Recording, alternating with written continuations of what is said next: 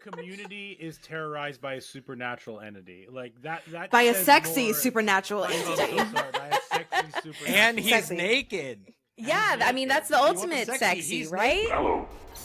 Do you want to play a game? What's your favorite scary movie? Be afraid.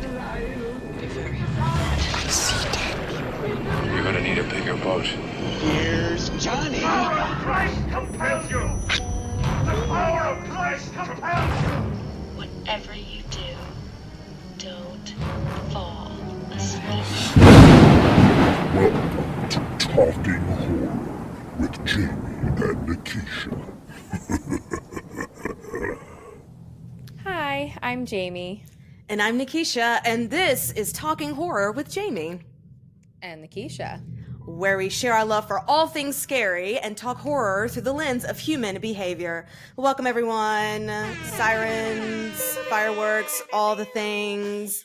It's a fantastic day because we are talking about the 2017 Argentine horror film, Terrified. Now, this film was written and directed by a one Damien Rugna, who we will talk about, have done some other things that you might have seen. And it stars a one Maxine Guione. I'm probably going to butcher some of these names. Please forgive me. Norberto Gonzalo, Elvira Oneta, and George L. Lewis. Now, before we get heavy into everything, we have some special guests, y'all. And woo. Producer Brian is going to introduce them now. Yes, absolutely. We are so happy to have Chandler and Shawn from the Welcome to Creepy Camp podcast. You may have listened to that. You may have seen them on TikTok. Some really great reviews and fun stuff there. Chandler, Shawn, thank you so much for joining us on Talking Horror. We have tried to set this up for a long time, and here we are, and I'm very excited. Welcome. Appreciate you having us. Thank you. Yes, Yeah. excited to hear everything that you guys have to say about this movie, and super excited to connect in this way.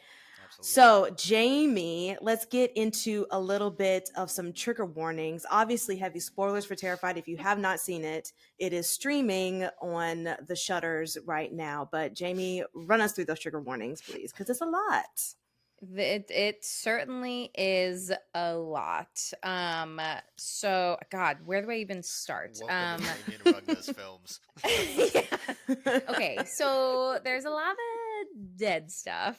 A lot. I mean, I would say like the theme is overall supernatural, but then within that, there's a lot of dead bodies that we encounter. Yes. Yes, and they do not shy away from how bodies become dead. So I'm describing this in a terrible way. No, this is great. It's the most pleasant way I've ever heard someone describe murder. Yeah. Well, I mean, what I normally say is insides on the outside, but I don't think we actually get too many insides on the outside in this particular movie. We just get a lot of really gruesome deaths. There's like a child that's hit by a car. So also like death of a young child. He likes doing that in all his movies. Yeah, young I've noticed children's that. He don't pull any punches. He's just sort of like, kids. Yeah. No one is off the table. No one It's is wild. off the table. But that's how it should be, though. That everyone's fair game. Yep. That's Yeah. real life. His biggest Yes. theme in every horror movie is fuck them kids. That's pretty much how he is. That's what the TikTok sound says. Yep. Yes. The funny part is the clip I was going to post tonight literally is using that George Carlin audio. Fantastic. Yeah. I mean, people coming back from the dead, other mysterious, like, I mean, I don't even know what like the ghost supernatural beings fully are. But there are supernatural beings. Yeah. Like creepy nude man that appears. We get some head spins a la Exorcist. Some fire burning. Definitely Stabbings. Suicide warning as well. Yes. There's guns.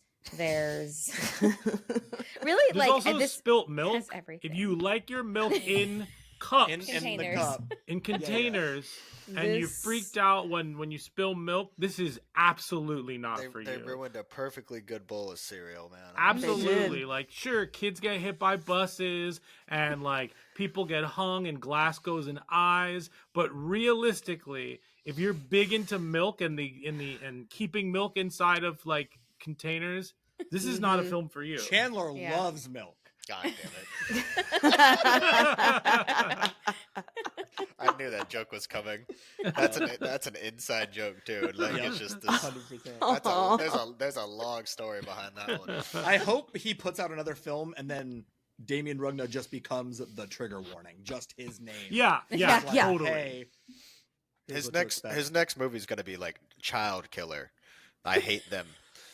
Like, Yes. like I was telling him, like, I swear on my life, I feel like his whole inspiration behind any of his movies is he got like a vasectomy back in like 2014, and ever since then he's just like, I hate it. Let's go. That's oh my god.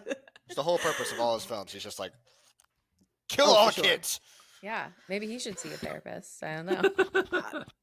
Who knows what's going on in that brain? Honestly, who needs it? Ari Aster needs to see a therapist more than anybody. I'm just throwing that Oh out there. man, have Agreed. we've never talked about what directors we actually think should be in therapy, and that's All a of them. great. That's an That is. actually Topic. good point. All of them. David Yes. Lynch. The answer is all of them. Yes.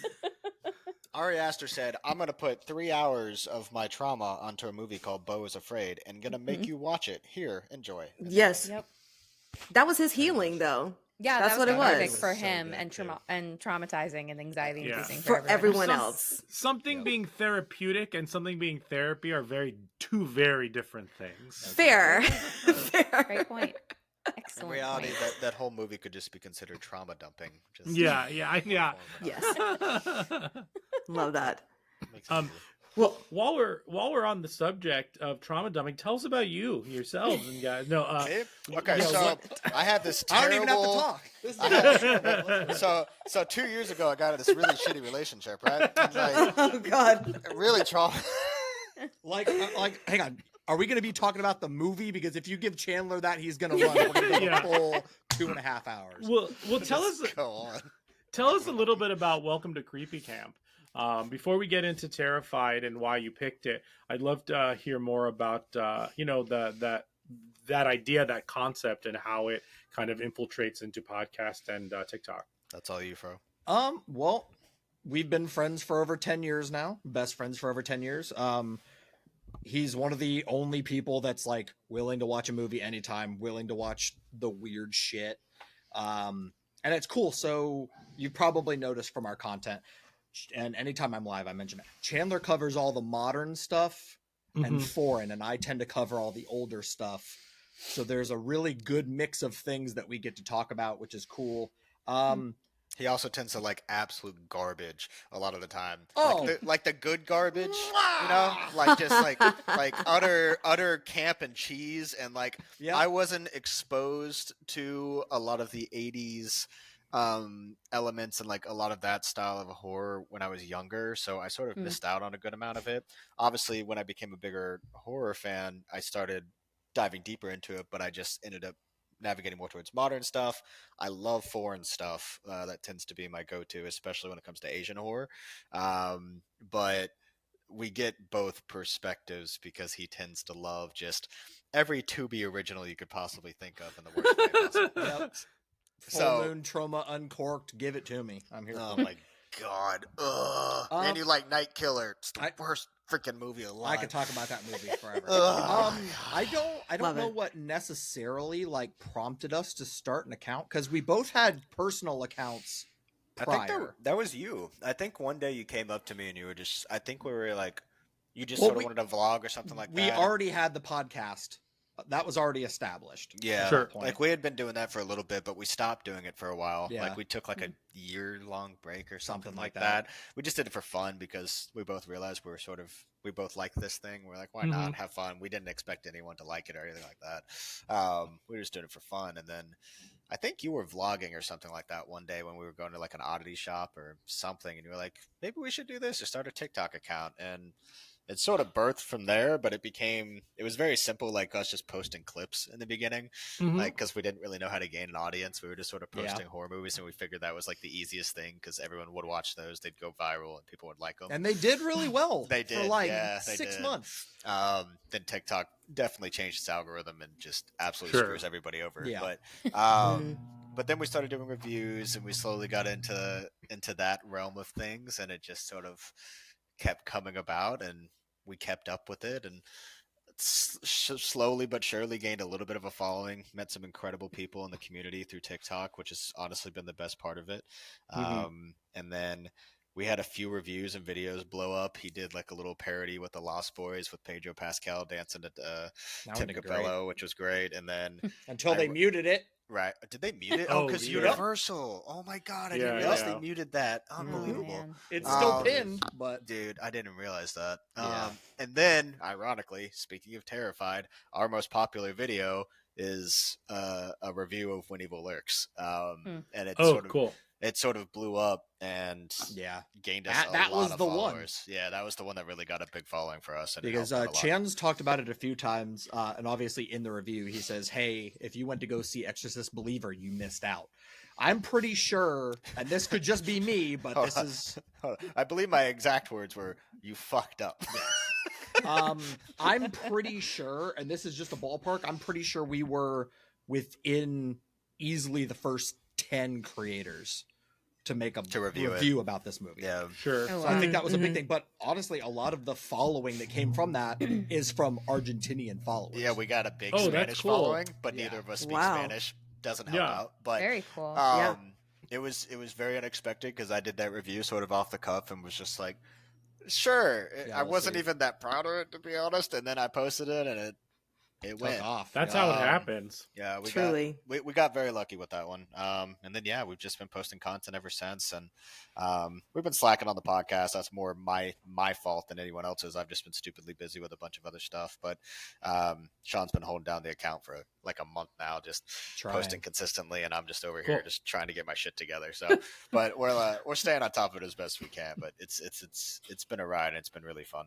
Cool. Well, if for all the listeners out there, in the description of this episode are all the links that you need to check out these two and their content, the podcast, the TikTok, and a lot of other stuff. So definitely check that out. And we're really, really excited to talk about this one. And this one is one that the three of us had never seen. And blows my mind. We're excited to talk through this. So Nikisha, let me pass it back to you. Yeah, well, actually, I'm going to pass it back to the guest because I think we need a 2-minute plot summary of this movie. Yes, let's do it. I don't have to do it. That's what I care about. What's the plot? You first. Wait. Does he get a minute and I get a minute, or do we both get 2 minutes? It's how you want to divvy it up. God. But Jamie's going to be the one that is going to time you guys. So if you want to do a minute each, she'll give you, time to switch. I think that's cool if we each do a minute because they'll be a little bit different. You go first. Man, if you didn't think it was bad enough watching your wife get drug around a shower, and then watching a naked man come out from under your bed, what about watching a kid get hit by a car, and then his body magically appears in the kitchen, and then there's a portal in a wall? That's excellent. Actually, I think you just described the whole. Yeah. That's it. Well, yeah. I think you got to say it. You got to say it again. Jamie's going to count you off. Yeah, I didn't even start the timer. You just banged it out. Yeah. We'll add more detail this time. Let's go. Yeah. All right, Jamie, you let me know whenever you're ready. Cool. I'll throw up the one when there's 1 minute left if you want to switch over or if you want to take the whole thing. And then I'll give you 10 seconds when you have 10 seconds at the end. I'll count down. All right. Ready, steady, go. Man, if you thought your life couldn't get worse after watching your wife get dragged around a shower by a unknown spirit, what if a naked man crawled out from underneath your bed and watched you sleep? And then you watched a child get hit by a car in the middle of the road and you think it's over. Well, you're fucked because this child's going to walk back into the house and sit with a bowl of cereal until he's put in a freezer and then reburied in a cemetery. Oh, and there's also more naked men in this wall portal, and no one's safe. Chandler, do you have anything to add? You see, there's still over a minute left. I can try. Do I need to add to that? Okay, so imagine being 3 paranormal investigators who are the most experts in your field, but it doesn't matter because y'all end up dead anyway. Spoiler alert. Homegirl's neck gets cracked against the wall, and then she does a little flippity flop to the car. Smile totally stole that, by the way. Just 100%. Let's see here. Homeboy gets put in a cupboard. This isn't Indian in a cupboard. That's a better movie, to be honest, but we're not going to talk about it. What else?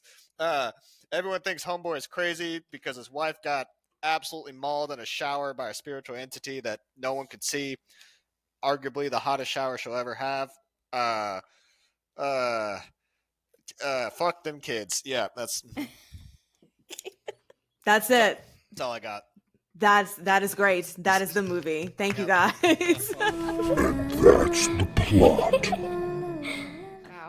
That might be the fastest 2 minutes. Well, the funny thing is that's how I do my movie reviews. And I I give do- you all the cool stuff and be like, if you Yeah. want to watch this, do it. I do the Yeah. opposite. Right. He gives Yes. very precise, quick-ass movie reviews. I give like 10-minute long, in-depth, like, I either fucking hated this or fucking love this. I will drag. Oh, for sure. I drag most of the movies that I review. Like when I did like the Nun 2 review, or when I did, what did I do? Night Swim. Yeah. Or Yes. Imaginary.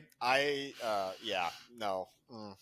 I mean, that's totally fine. It's good to get all those perspective, but it is, you did bring up the what I call paranormal activists, but the paranormal investigators up in this, which is great because they're very important parts of this story. So Yes, they are. good job, you guys.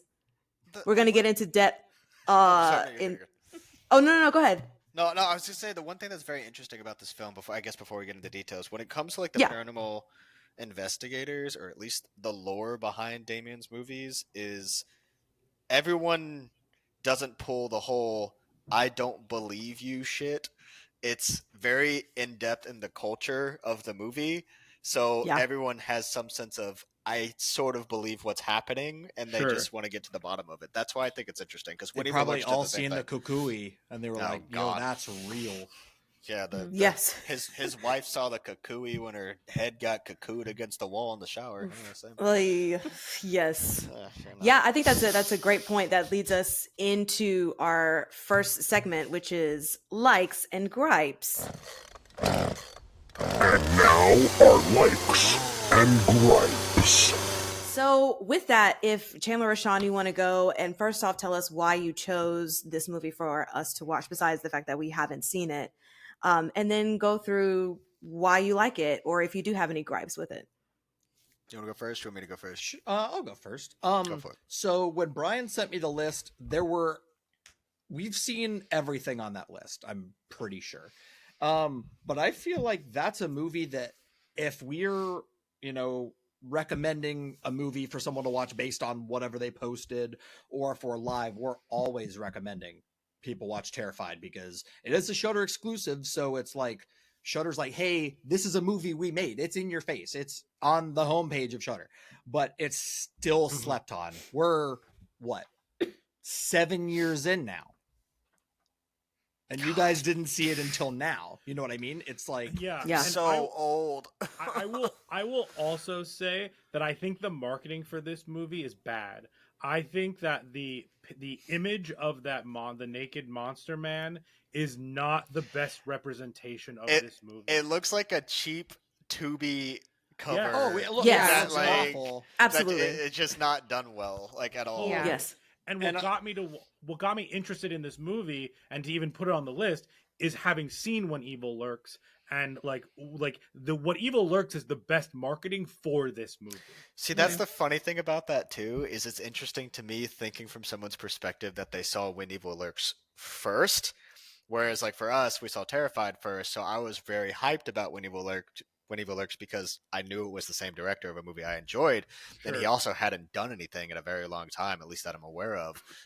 But you could also pick out the nuances when you watch When Evil Lurks. We were trying to figure out if they were actually related, because after rewatching this, there's certain things that almost make it seem like They're in the they same universe. might be in the same universe.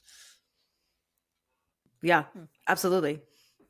What else do you guys have to say about this as far as like things that liked? Yeah. Were you continuing, Fro?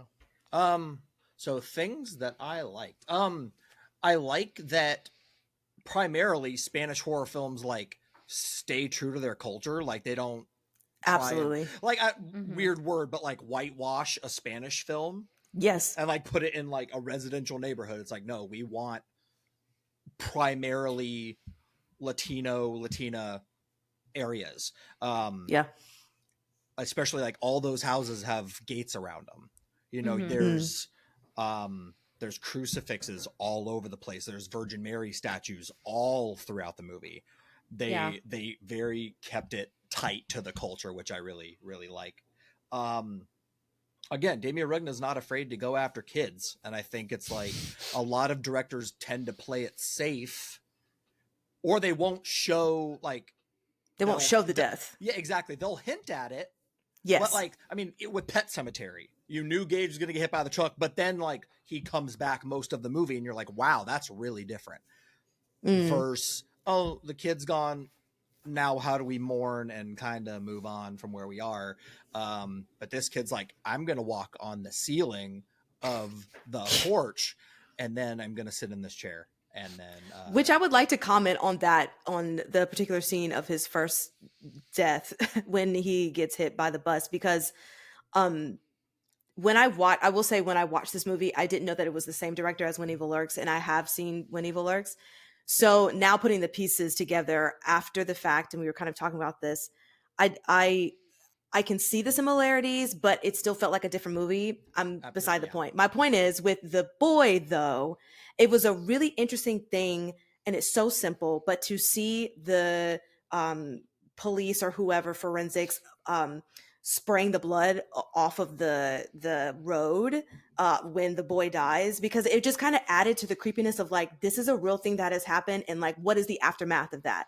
Not just immediately somebody dies, you don't see the scene and you just cut to the funeral. Yeah. It's like, no, people have to move the bodies, people have to clean up the streets, you know, and then you know, all the stuff happens. So I just thought that was a very nice detail that was added in this movie. It was also sort of the shock value after it too, because after he gets hit and the dead body's just sort of there, like everyone's sort of surrounding him. Like you see reactions from different people. Some people are just watching like what's happening. The other guy's like freaking the hell out. Another person's very calm, but they're trying to understand that this just happened. Obviously, the one of the main guys goes to get his wife, and it's just like it's a very real moment. Like yeah, because you don't know how people. Exactly. You don't know how people are going to react to that in real life. Like, I don't think it's just going to be all out chaos. Like, oh my God, blah, blah, blah. Some people are just going to be in pure shock of like, also, I think some people would just be purely cold to the fact that it just happened. Like it wouldn't necessarily affect them all that much because it might be more common in certain things or to certain people or they've seen a lot of death. Like, yeah. Cause I'm sure there's those people who would have like seen it or heard it, opened the door, saw what was happening, and then just didn't want to associate, and then they just closed the door. Yep.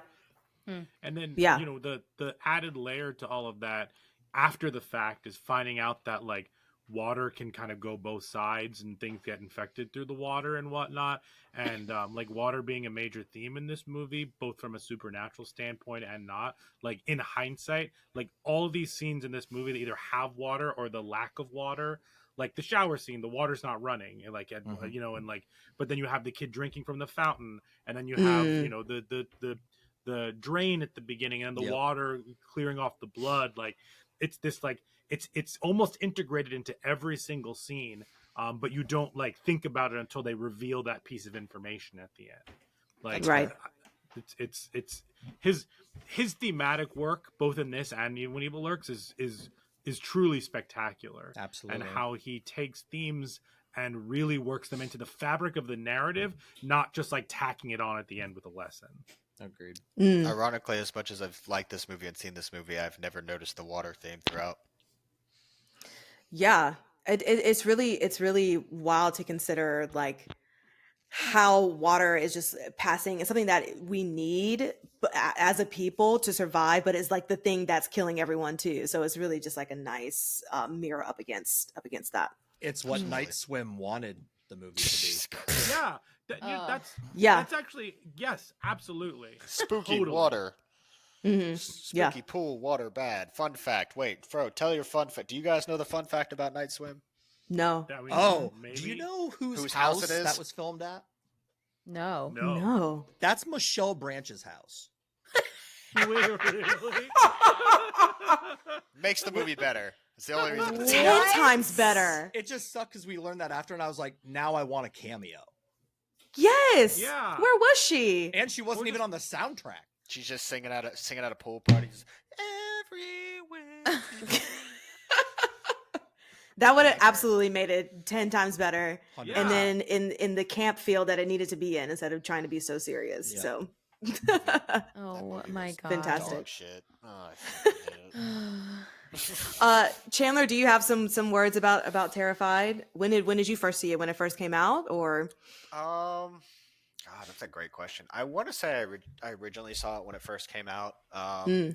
It's always been one of my more recommended films, just because now it's definitely become a little bit more popular, and I think more associated within the horror community. I think more people know about it now, especially given the popularity of When Evil Lurks, which also was not expecting, because I mean we saw it in theaters obviously, and that's one thing, but I was not expecting it to sort of blow up as it did. And now obviously you got people who hate it and people who love it, and it's a very split spectrum, which is interesting because even horror content creators that I love and we have almost identical opinions on most everything, I've seen trash the movie because of the decision making throughout the film.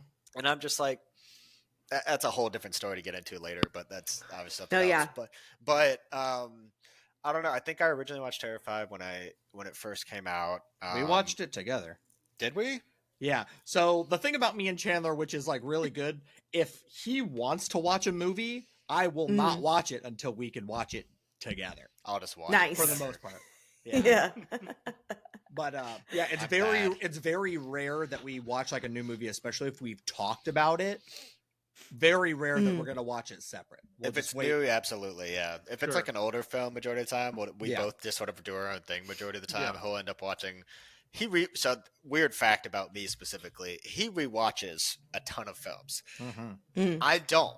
I don't really rewatch movies all that often because in my head, I'd rather spend my time watching something I haven't seen yet to sort of add to that catalog.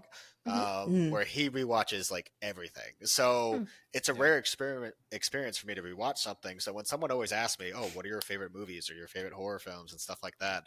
And a lot of people say, well, what do you rewatch all the time? And I'm like, I don't. I have some comfort films that I go back to, obviously, especially in the horror world. Like The Lost Boys will forever be my comfort film, and I go back to it on a consistent basis. But it's just not something I do often. So even rewatching this was strange for me because I don't do it often. I just sort of watch it, put it in the back of my head. I liked it. I didn't like it. Move on. Unless it's something I really, really love. Like, obviously, like my favorite film of all time is I Saw the Devil, which is a Korean film. So it's, I've probably seen that movie over 20 times, but that's mainly because people ask all the time, oh, what's a good movie? Or if I have friends who want to watch it, we watch that. Or if I'm really in the mood to just watch something I know is good, I'm going to watch it.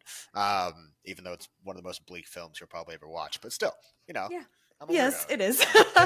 It's fun. For sure. It's a good old time, Well, so how was the second watch then? Sorry, Chandler. How was the second watch of this? It was interesting. I told him like I definitely didn't like it as much on the second watch, but that's not to say I didn't still enjoy it. I really enjoyed it as a film. I still think it's a great film, but there were certain things I noticed, like a lot of the effects weren't as good as I remember them being, which I get because he had budgetary restrictions. I think this was one of like his first big feature length films, if I remember correctly. And that was also 7 years ago, so we've progressed a lot since. That is true.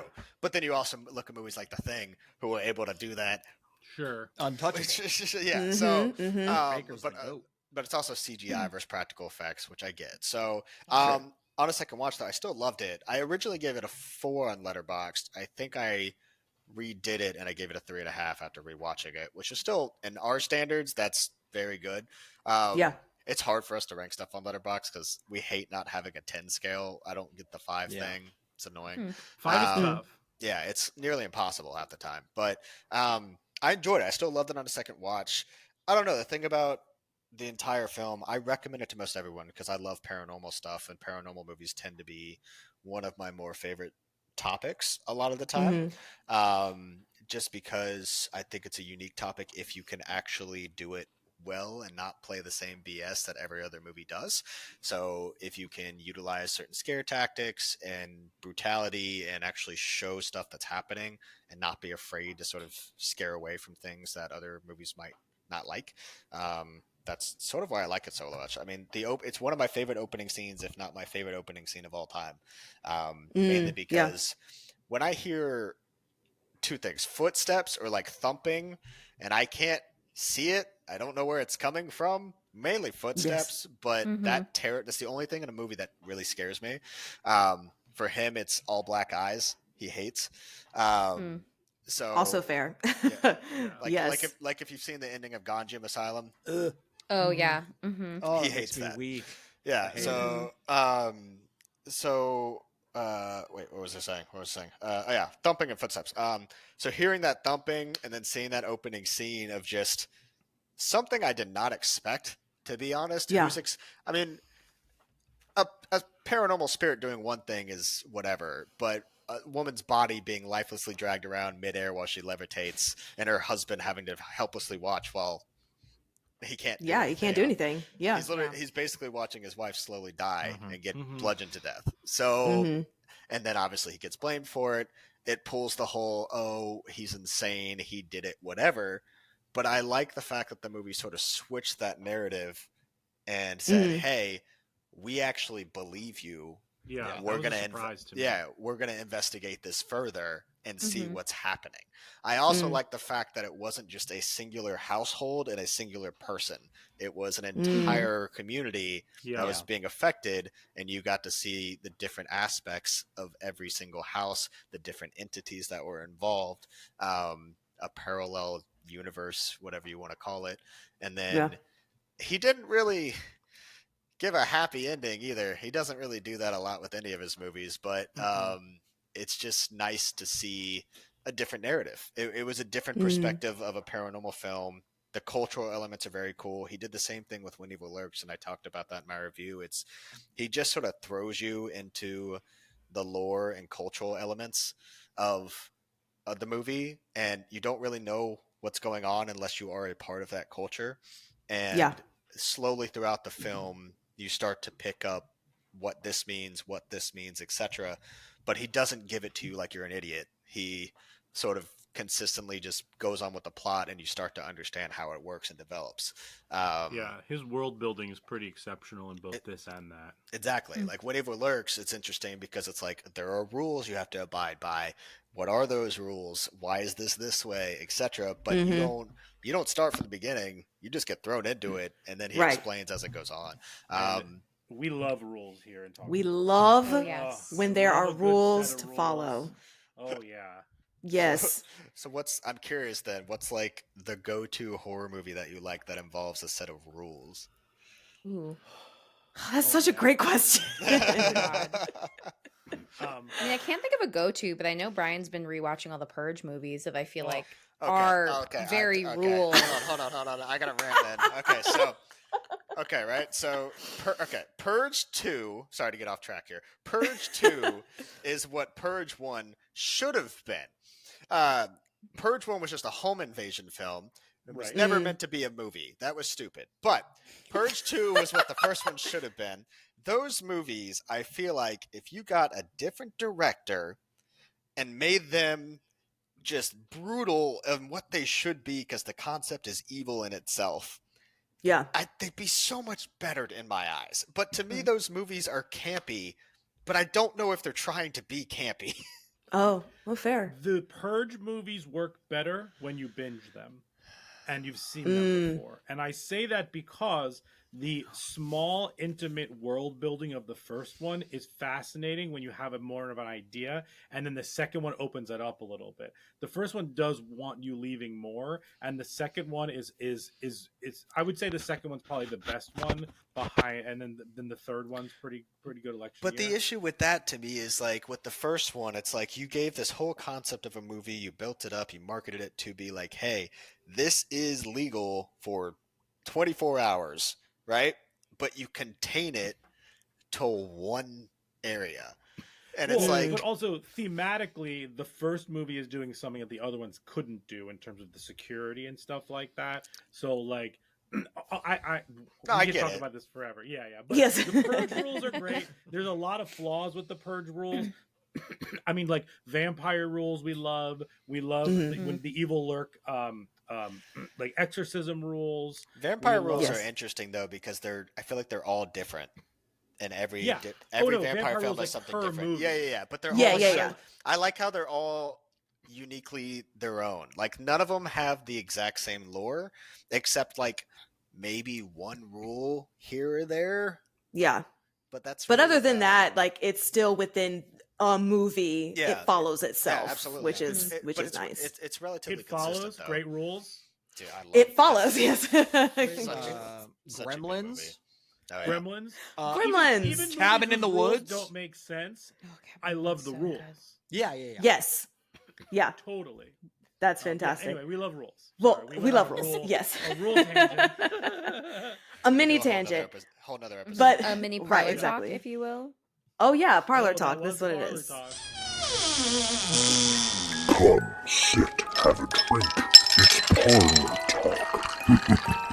When we go off on the side. But to go back to this, especially in comparison to when evil lurks, and I want to hand this off to either Jamie or Brian to also discuss like your likes and gripes. I will say the one thing that that was mentioned that I do enjoy about Terrified is that the believability of everything, and that they do just immerse you into everything that is happening, and everyone is just kind of going with it. And it's like, okay, I believe you. How do we get to this? And one of my main likes of this was the shift in, I didn't think it was going to turn into a paranormal investigation movie based off of how it started at the beginning. Mm-hmm. And so I wasn't mad that that's what it ended up being. Because at first, you know, you have this movie and you have these two couples and you're thinking that that is going to be like the whole entire like arc of the movie. Mm-hmm. It's like trying to get to him being innocent, if they see him as innocent or not. But then the fact that it's like, well, actually, no, we're actually trying to find the entity that is doing this thing. And that's what the focus of the movie is going to be. Now, I will say, I did not like that it was different people because it felt too much going on at once. A little too all over the place. Yeah, a little too all over the place, especially because I really enjoyed When Evil Lurks. And that felt more, even though it was an ensemble cast, it still felt like there was a one through line with this. Yeah. And you start with the main person at the very beginning and you're following, even though he's interacting with other people, you're still following him. Yeah, his journey, yeah. Yes. Yeah. And in this one, you're, I guess, following the police officer's journey more so than the other people's. But you don't get him until the end. And it feels like when he's introduced as like a side character. So then when he becomes kind of the main focus, that kind of like threw me off a little bit. It was very odd. Oh, no, you're good. You're good. No, go for it. Go for it. No, I was going to say ultimately because of that, like, it's almost like you wanted the paranormal investigators to really be the main focus for a second. Yeah. But that police officer, he almost felt like a side character through the whole movie, even though he is a main character about in the second and third act. And for sure. You're basically just following him having an absolute panic attack, that poor soul, throughout the entire movie. He's sort of just there for the convenience of shock value, I feel like. Like, you needed someone to be able to witness all the things happening that isn't experienced in all the things happening. But but it didn't necessarily work properly. You know, like he still feels like a side character because of that. Agreed. Mhm. Yeah. So just to jump off, just because Nikisha and Chandler brought it up, I have a couple of dislikes about this movie. I really like this movie, but some of my dislikes are, like you said, I just never felt connected to any of the characters. That's fair. And I could not allow myself to be fully engaged with all of them. And I actually thought the movie loses a lot of steam when it focuses on Funes. I think that, you introduce at the beginning of this movie the husband and Walter, and those two feel like everyday people who we're jumping into this world, and that's the point of view we're viewing. And then the police commissioner who's retiring, like joining halfway through, and then that's the through line. What this movie lacks for me is, even though I love how it jumps through time, it never like passes the baton to somebody else in a way that other movies do. It's not like someone dies and you move to the next person, and someone dies and you move to the next person. Everyone's overlapping, and I'm not really sure who to emotionally connect with. And then this character ends up being the one that pops, and I'm just like, oh, this is not really the one that I was most interested in. It was a bit lackluster, yeah. It's the very stereotypical, like, he's got a health problem and he's retiring. Right. I've had enough of this shit. Like, I'm just like, okay. Do you find that? I'm curious. Like, do you find that sort of unique about it though? Because Yes. obviously people want to emotionally connect to their characters. You want to have some emotional involvement or attachment, because if all characters are just disposable, it's just sort of silly, and ultimately you have nothing to really grab onto in the movie. But I agree with that. I don't like that about it as well. But at the same time, I feel like that also makes it unique, because it's like, we're not going to give you a main character. We're just going to sort of tell this story as it is and see if you enjoy it. Well, I think guess. that's interesting, because I think that makes this movie unique, but I don't know if the intention met the execution That's of true. that for Okay. me. That's fair. I wonder if he did that on purpose. Like, that's maybe. right. Yeah. Like, totally. Was that on purpose or not? I wonder. And I forget who mentioned this earlier, but one of my favorite things about this movie, I may have been Nikisha or Chandler. I love that this is not like The Boogeyman or something like that, where it's the same scare in a different way for an hour and a half. They do the one scare, they stop, and they change the scare completely. I feel like this movie had, I wrote down, tone scares, creepy, crawly scares, real good jump scares, paranormal activity scares, body horror scares, silence scares, like static movement scares. Like, this is just like truly exceptional. Like, if someone was like, I don't kind of know what kind of scares I like this movie, like, list them in order of which one because like nothing was the same, and that subverted all of my expectations. But at the same time, there was no consistency in character, so I appreciate the uniqueness of the movie, but definitely missed an attachment to somebody, even though I was fully engaged the whole time. Yeah, that's fair. But sorry, Nikisha, go back to you. No. I was gonna give it to Jamie or you, Brian, to talk more about your likes and gripes with it. Jamie, go for it. So I really liked this movie, and also I haven't seen When Evil Lurks, so I just had to say all of those things. All right, yeah, so I'll just start I'll off go with now. Thanks. Well, at least you know what you're in for now. No, that is why I haven't watched it yet, because I know exactly what I'm in for. Shame. She's read the plot summary. She knows what it's about. I'm a spoiler friendly gal. I know exactly what this movie's about, which is why I was like, How do you feel? Maybe not. How do you feel about dogs? Yeah, I mean, exactly. I know what works for me, and I know what maybe I want to work myself up to. I think I'm just like very deeply affected by media, so I'm like, I do want to see it, but I need to be like in the right presence minds. Yeah, like it has to be like the perfect setting, space, mental intention for me to like take all of that in and not be like a full piece of shit, like falling on the ground sobbing by the end of it. So for sure, but that's also why I was excited for this, because I was like, okay, like let's get into this director. I'm excited to see like what the deal is going to be.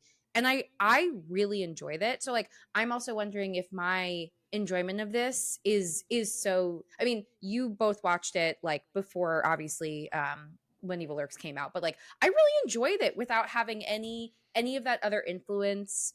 A lot of the stuff that you're talking about, like Brian, that you were saying that you felt like was a gripe, I kind of liked, because I felt like that kept me more on my toes. Not having like a one consistent like protagonist that we're following and that we're like getting to know well enough kind of was like, okay, what the fuck is gonna happen next? And like just made me more nervous about like, you know, anything could happen. Like again, like if a kid's getting hit by a bus, anyone is fair game. I don't want to have one person that I'm becoming overly attached to You're gonna and then have them when Evil Lurks. I don't want to build any connections with anyone. You're gonna love when Evil Lurks. If they're all gonna big yikes, they're all gonna get bopped out of the way. So for me, it really worked, and I did really like how it like fully shifted. I think talking about the marketing for this movie, the thing aside from the poster, the thing that didn't work for me was like the description of just like it's a movie about like supernatural events with paranormal investigators. And I'm like, first of all, like, yes, kind of, but like it's so much more than that. What a shitty description for a movie. Like, can we do a little bit better yeah, and I get that they want it to be vague, but also like I don't know, I just feel like we can you know, make it a little bit more sexy and like exciting and enticing. A community is terrorized by a supernatural entity, like that by a says sexy more- supernatural I'm so entity. sorry, by a sexy supernatural And he's Sexy. naked. Yeah, I mean that's the You want the ultimate sexy, sexy, he's right? naked. There you go. Yeah, so I just like that. Oh no, he's more I think, scary than sexy. yeah, that's also true. But yeah, I just feel like I would see it all the time, like scrolling through, but I don't know, it just wasn't compelling enough. So like finally getting to it, I was like, great, I'm really glad that I saw this movie. I also agree with Brian that like all of the scares being like there was so much variety. I really liked that. All of the deaths that you get in general, like also a lot of variety. There's no consistency. Like you also going to the rules thing, I do like rules, but I also like how there's so many things that are just unexplained that we don't really know, like why the fuck is this happening? What does water have to do with it? Like, is any of this resolved? Like he burnt down all the houses, but like obviously the haunting has continued. Like it's just like very open-ended, and it didn't bother me. Like in some cases I'm like, no, I want a conclusion, give it to me now. But like this didn't, I wasn't upset that we didn't get like all of the answers by the end. Do you think maybe it's probably also because of how the movie was set up with like, you don't have a main protagonist, the time jump is happening. And so then it just adds to like, and we don't know how this is working and so it's all in theme. Yeah, I mean, it really helped me kind of throw all of my expectations out the window earlier on so that I could just like vibe with the movie. Because that's often what my biggest gripe is that like I am bringing my own expectations into whatever's about to happen. And then it gets in the way of me like actually enjoying it because I'm bringing like my logic and like all of my bullshit in. So like I like that this this really set up me to be like, forget all of that and just like enjoy what's happening. And like I mean I got scared several times watching this. And yeah, I know, Nikisha, it doesn't happen. I was alone watching it. I had like most of the lights turned out, and it actually gave me a nightmare. So like when we get to our scores, I'm absolutely gonna bump it up a few. I don't get a lot of nightmares from horror movies, and this one really got me. So you know, that's high praise. He's very effective with his scares. Like the thing is, like the thing I hate about most modern day, I'll say big production, Blumhouse. I'm talking. Yeah, to you can say it. Yeah, call him out. Call him out. Yes. It's just like you're basically playing on a trope of just consistent jump scare after jump scare after jump scare that are just very predictable and BS, and it gets overdone. It's like at that point you're not scaring me, you're surprising me. That's not scary. Like if you want to scare me, show me something, make me anxious, make me panic, do something. That's like when I first saw Hereditary for the first time. The thing I liked about Ari Aster is that he doesn't pan away. He makes you look at the thing that makes you uncomfortable, and he continues to make you look at it. Yeah. He doesn't cut back and it's gone. He cuts back and it's still there, and he's gonna pan into it. And that's why I like this movie as well, is because he does the same things. Like, he basically makes you look at the more uncomfortable thing, and he doesn't stray away from it because he wants to effectively cause that anxious feeling of like, okay, well, what else could be around the corner, you know? Yeah. Or Yeah. like, what else is happening? But it's also, he gave such a variety of scares, like you were talking about. It's not to mention a variety of entities as well, which sort of made it interesting as well. Like, you didn't get the same tall naked man. You got like a bunch of other stuff, even though that was obviously the main one. But I feel like he effectively throws different scares in to sort of keep things fresh and keep things interesting. Yeah,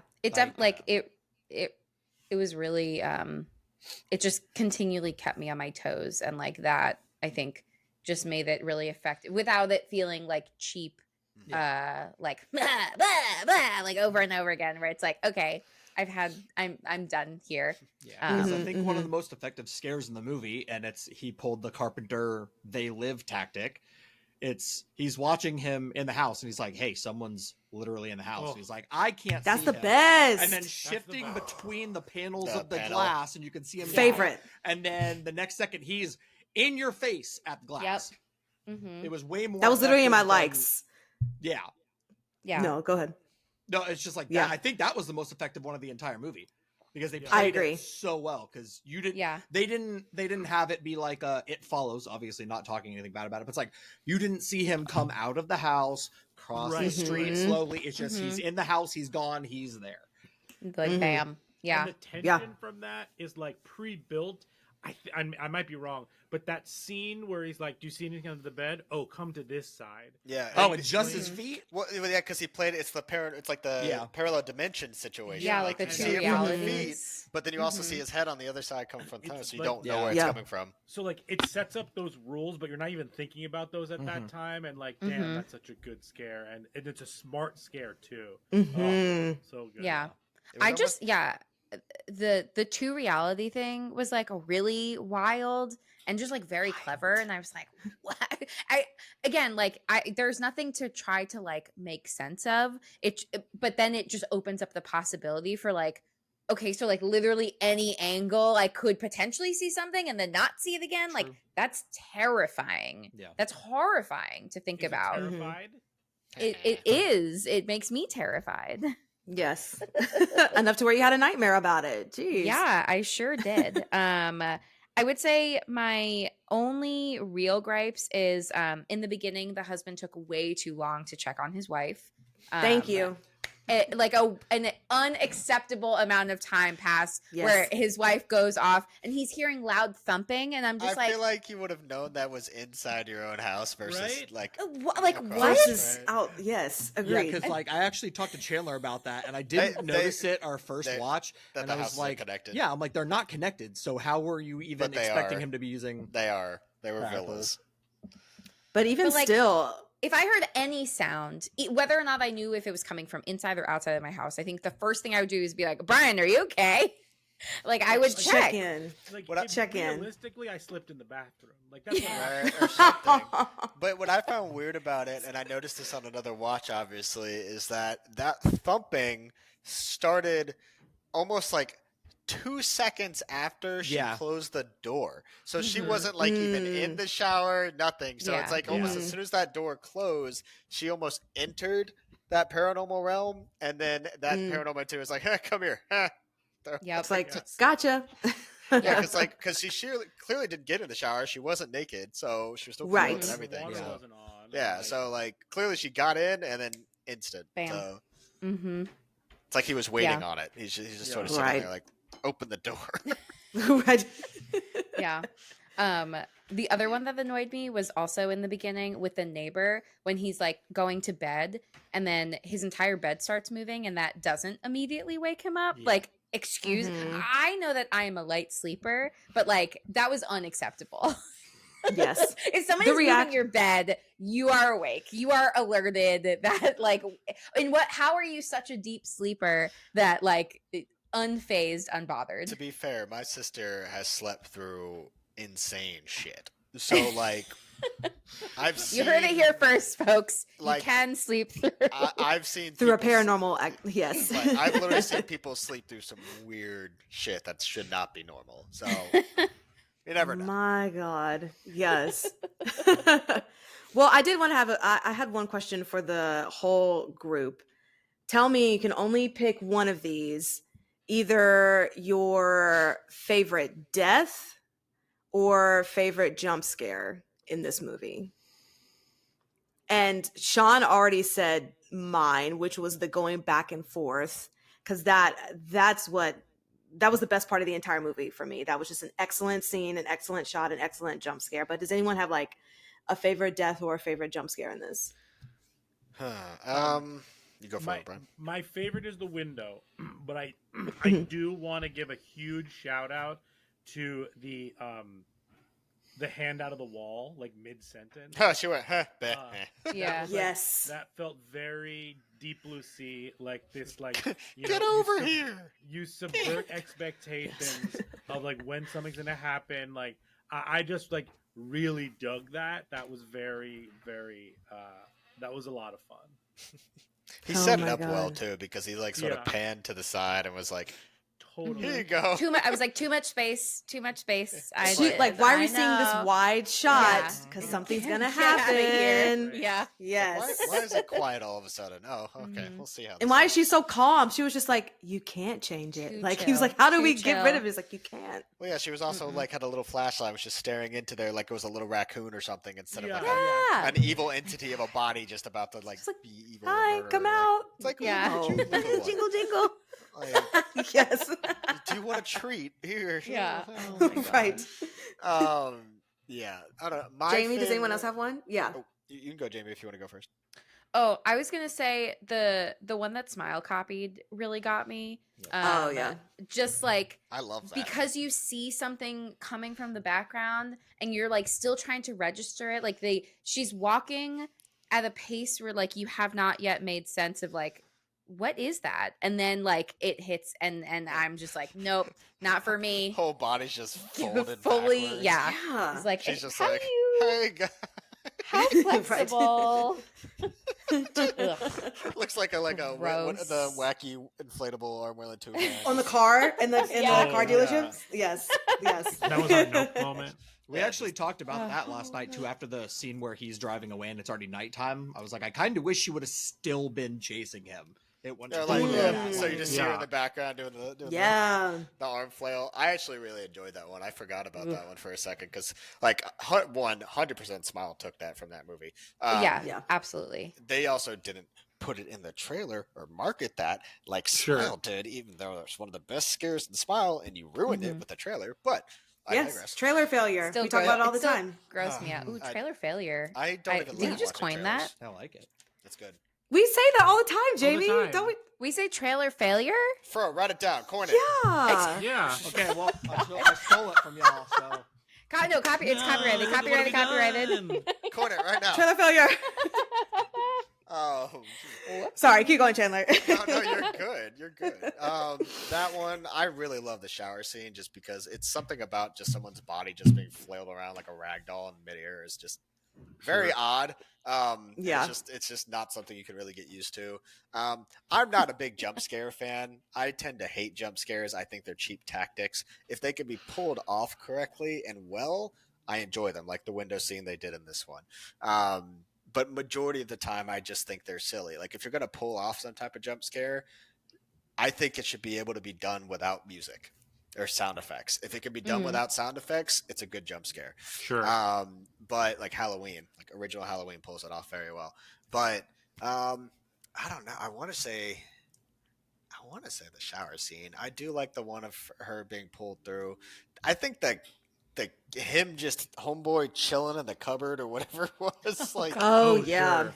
Like Oof. you're just like, how did you get in here? And then he's Yeah. just sort of prying it open. Also, he had a gun, and he just sort of was like, I'm going to pry this open with a weird sound coming from it and something banging on it. I would have shot first and asked questions later. Like, what are you doing? Honestly, yes. I Like, like what's the that point that of was- having the gun? I like that was the intro though, because the first view of that guy was just his feet from underneath the Yeah. bed. Mhm. And you're like, well, you're already in here. You got in here somehow. Well, no. The dude in the cabinet was the police officer.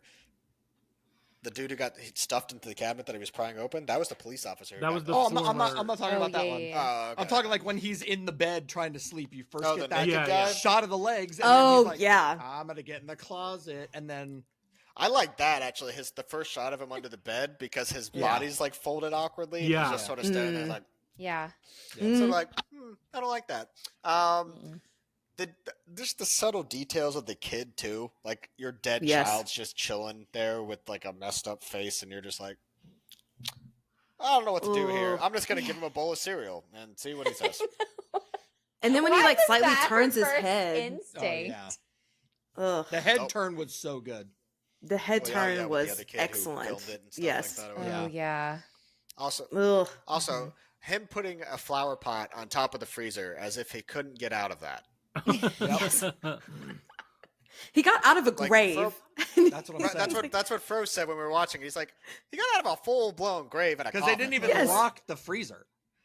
Yeah, No. Yeah. This will do it. Let's Yeah. do that. In another movie, some of those things would have been played for laughs, but it wasn't in this one. Absolutely. So like it Yeah. totally was weird Yeah, in it's some of those specific This places. is a bit strange. I think the one that really just caught me off guard the most that I really actually enjoyed and I now forgot is the same one as Jamie with the fucking bent The- backwards. Mhm. Just the way it looked was sort of comical, but also at the same time you look at that like, oh, that's actually really fucked up. That's Yeah. like I would be horrified if that was running at me. Like I wouldn't know what to do. So Hit the gas immediately. Well, he Do not did. pass go. Do That not is what he collect did. $200. I will- Keep going. I will give him props. He did that. I love that too because he did that. He just took a smoke break and was like, "Woo-saw," and then said, "Let's go." Yep. Okay. It's like it's time.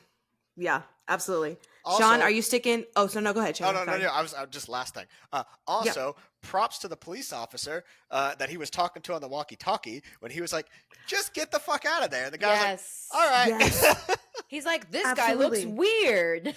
I'm staring. He's just staring back at me. Oh. He's like, "Get the fuck out of." Okay. Get out. Like, what's wrong with you? It's like Yeah. my favorite character in a horror movie ever is Homeboy from Taking of Deborah Logan, and it's the cameraman. When Oh, he, yeah. he goes, He said, I'm out. "No," he said, "Fuck you guys, I'm Mhm. bye," and he's Mhm. alive, so he Mhm. was smart. Exactly. Exactly. He said, "No." What? Also a great movie. Yes, also a great movie. We actually just saw Immaculate the other Oh. night, and he was Fro mentioned how like there are some scenes that are there's like a cave-ish scene that's like relatively has notes of Taking of Deborah Logan. Yeah. Mm. There's no giant good old worm Dib. woman with a giant mouth and teeth, but you know. Jamie hates a big mouth, right?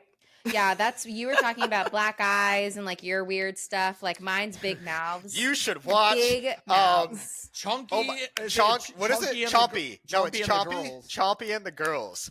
It is Uh-oh. literally a Big B mouths. movie about a dude I'm gonna who show this can on the stream. please show the photo that can elongate Photos. his whole Oh mouth. Jesus Christ! What? And he can just Fuck, I hate he can it. just swallow people whole. It is Oh wait, incredible. I think I saw this on. I saw this probably on saw it on TikTok. TikTok. like It got- this. I definitely, yeah, I 100,000% saw this on TikTok and was It like, is. But Please no. watch it. But if you Please didn't watch know, there's a it. parallel universe inside his mouth. And he's What? he's Wow. basically like a cosmic being that can store and protect people inside his mouth universe. But like the first scene of him is Incredible. just him like swallowing, A girl, and it's like comically awkward. He's just sort of like bent over like this. Have you ever seen the when like the mascot, like the inflatable mascot, swallows the cheerleader?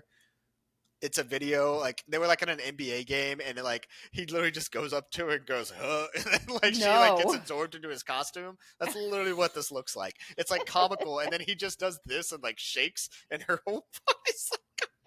oh, That my. is It's wild. insane. Well, so Jamie, you'll good. have to watch it and report back to absolutely not. It's Small literally- mouths only. Believe it or not, that's what she said. But, sorry, it was necessary. It's actually a decent movie. Yeah. Like it's fun, Like we expected it to be real dumb. and it was actually decent. yeah. Because like when you find out like he's not bad. The villain. He's not the villain. Yeah. Because like that's the Interesting. only way that he can like he has to walk up to you and you're like, yo, you've got a big fucking mouth. Get away from me. But he's like, no, like I don't want to hurt you. Yeah, he'll be like running at you, and he's like, his mouth's just like swinging, and you're just Yeah, like, he just wants help. he's like, help me. Terrifying. It's pretty. Truly. It's pretty funny. Okay, well, That's an interesting fear, also, by the way. Why big mouths?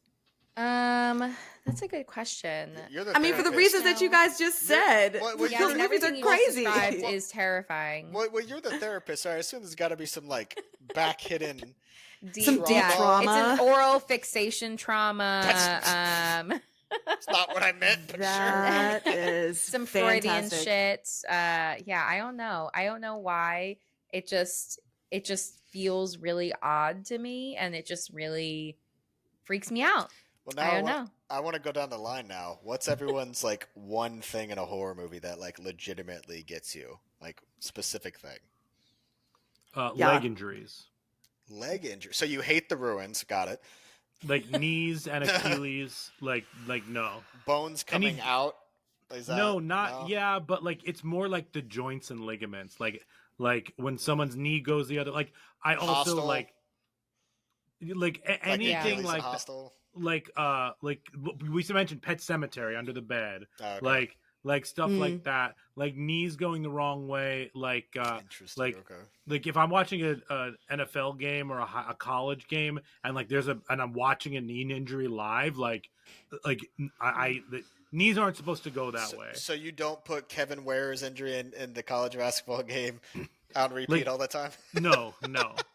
And if I get it on TikTok, I have to immediately like go away because then my algorithm like haunts me for that. It's like leg injuries. Is it specifically legs? Or Yes. is it like arms and stuff too? No, I don't. No. Elbow injuries and forearms and broken arms. It's legs. Interest. Is there one specific movie that is worse than anything else for you? That's so interesting.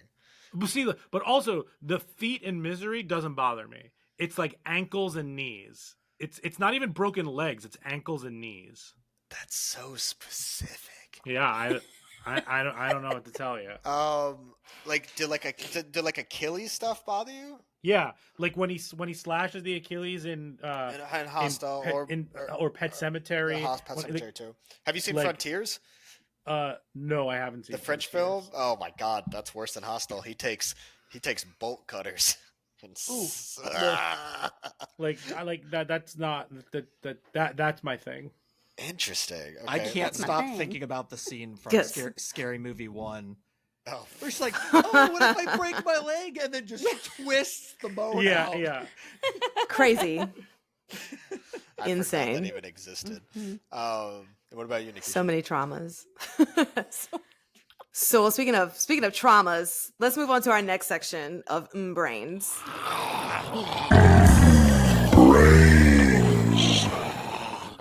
Crap. Oh, we lost her. Oh She'll join us back again.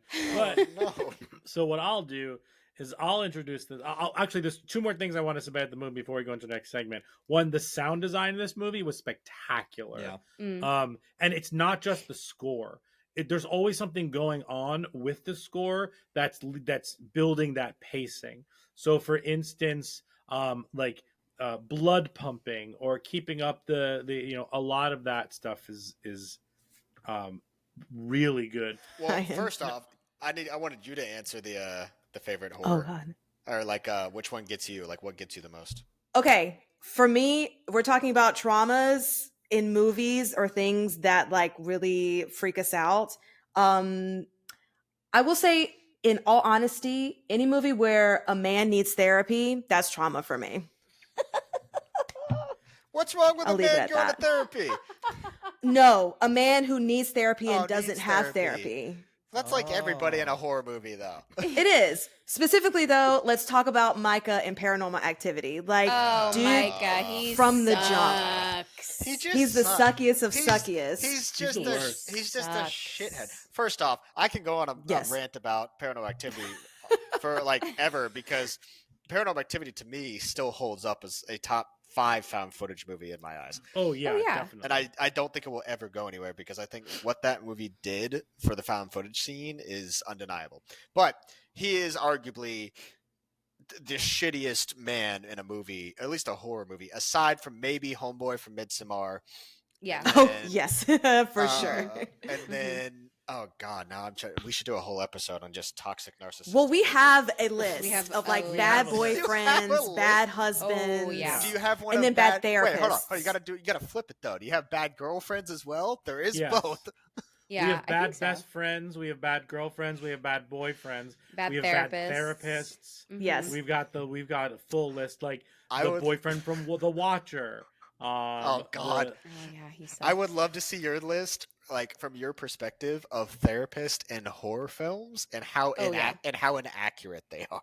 oh, we. Like, oh, yeah. Oh, she that's- talks about it all the All the time. Oh, yeah. I cock it She gets into rants, immediately. and it's great. It's It's the infuriating. greatest thing ever. Did you Yes. see the new? Did you see the new Boogeyman? We did Yeah. see it, Uh-huh. right? Yeah. Yeah. Oh yeah, we did. Yes. Curious It from was his awful. perspective. Yeah, because he seemed pretty like a shitty therapist, to be honest. Because Homeboy let Oh right, I that forgot guy that the in. father is a Yeah, therapist. yeah, that's what- Yeah, yeah. he sucks. he let that He's dude in, and he's like, terrible. "You're not presenting any danger or anything. You just Oh walked my in my house." God. Yeah, I completely forgot. I also compartmentalize things that like I don't like, so I just forgot that he was a therapist entirely. It wasn't a good movie, so I don't blame you. No. Which is unfortunate because Yes. he's also a very good director, just not in that film. Mm. Yeah. He Alas. should stick. to found Alas. footage. All right. Well, let's move on to Brains. This is where we talk about even more about therapists and human health. Human behavior and mental health. I pulled a Brian. Switch them around. Jamie. So, oh yes. Question. Maybe if I do more of these, like my stuff will stop freezing because it'll just like focus on me more. There you go. Yay. Yay! All right. So, Jamie, my first question to you is there was a quote that said, fear is contagious. And I would just like for you to talk about if you believe if that statement is true. And if it is it true for just like macro situations, speaking on like fear mongering and stuff like that? Or in this case of the movie, it's just in between like these two people. And one is like, fear is contagious. Like, I'm trying to be calm here as fireworks come up behind me. And and your fear is like interfering with what I'm trying to do here. So could you just talk about that for a moment, please? Yeah. I think like it's interesting thinking about how that can come up in like just a 2-person thing or beyond that. Like some of the things that made me think of in a 2-person thing, just as maybe this isn't necessarily related, but it's the first thing I thought of is the shared psychosis, also known as, my French is bad, folie à deux, which is We which love is very that one. rare. Omelette. Wait, omelette. Omelette du fromage. Yeah. Yes. I don't speak French, so I'm so sorry. But the it's a very, very rare psychiatric diagnosis of like a shared delusional belief. So like you know, just thinking about how something can start within one person and then also be shared with at least one other person. I think it's interesting. If you go bigger, it makes me think about like groupthink.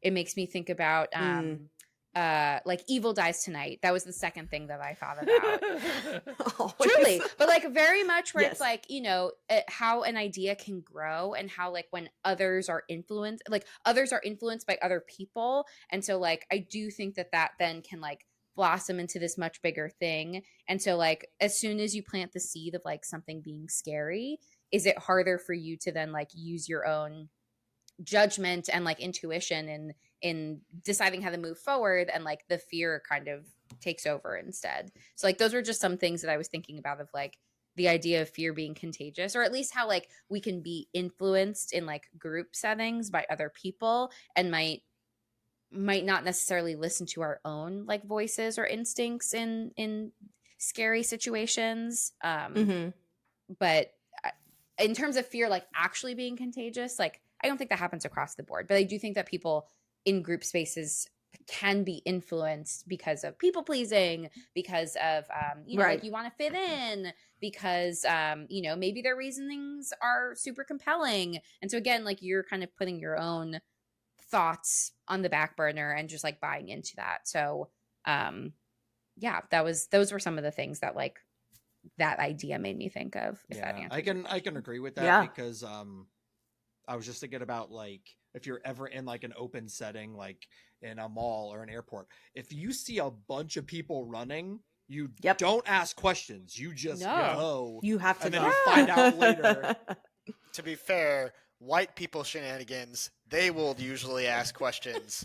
Everyone else will run. True. Yeah. Get Stupid ass white people will go, I wonder what's happening. Let's go check it out. Welcome to horror movies, baby. God, Yeah. dude. That's one I of my can't. favorite. Gotta love genres. it. White people get stuck in a stupid place and try to get out. That's also my dad's favorite. He loves Yeah. white people in the woods. Is Oh, his God. jam. My Yeah, ass. a place where Frozen people white don't people on belong. a Yeah. You won't ski catch my. lift. I'm gonna say you won't catch my ass in the middle of the ocean. You won't catch my ass Also in the that. forest or the woods. Period. Yes. No, I'm not dumb. I'm not dumb. I like weird shit. No. Not dumb. Right. It's like we all enjoy horror but we're not trying to get like occult objects like in our spaces, Yeah. you know, like we know better. We know There better. are no than that. Ouija boards allowed in this Ever. home. Lowego? Ever. No. No. Low wake up board. Have you No, guys no, no. have you guys seen the TikTok of the girl who's like she's like hiking or something and she gets in her car and she's like, so I found this thing on a hike and I don't really know what it is. It was just sort of sitting there and then the girl stitches it as a Jamaican woman. She's like, Yes. put it back. I did see that. I saw one of like people moving into a house and they were like, we found this boarded up door. And so we opened it and then we found a chest and inside of it was locked. And there were all these Bibles wrapped up in like things. And it was the same woman that was like, Yep. put it back. Y'all Do ever not seen touch it. Evil Dead? Yeah, me too. Yeah, it's great. Right. Or just like Hellraiser? Yep. if there are Bibles wrapped up, like you got to leave the place immediately. you leave. Yeah. Do not If move it's, in. if it's wrapped in skin, not for me. The Thanks. Bible's Not for scary me. enough as it is without opening it. Yeah. Truly. It is true. Very true. Truly. Okay, my last question, Jamie, for you is I'm thinking more on like forensic scientists and like coroners and just people who deal with death and seeing death all the time. How do you think that can affect their mental health? Also, like, what do you think they're probably doing so that it doesn't affect their mental health negatively, seeing death, being around death, like as a profession? Yeah, I mean, I'm not a forensic anything or a coroner, but I imagine that like for one, I'm sure that there has to be like something that's like compelling you to be in that field. And so like I feel like, you know, there's the part of like the interest that's leading you into something that you probably can imagine will be like really hard at times, depending on the kinds of things that you're encountering. I also hope that like in knowing that, then there's like an idea of like, how do I support myself going into this? I think that there's like a lot of fields where like self-care comes up. I mean, hopefully the idea of self-care comes up. Hopefully, like yes. in the schooling, like before you're even in the field, like at least for me, you know, in social work school, self-care was a major theme that came up like within the education of like going into this field. Cause it's like, you're working with people and like people come with a lot of things and you're going to encounter some really hard things. So like, how do you get up each day to keep doing this job that you say you want to do? And like, what is going to like sustain that momentum?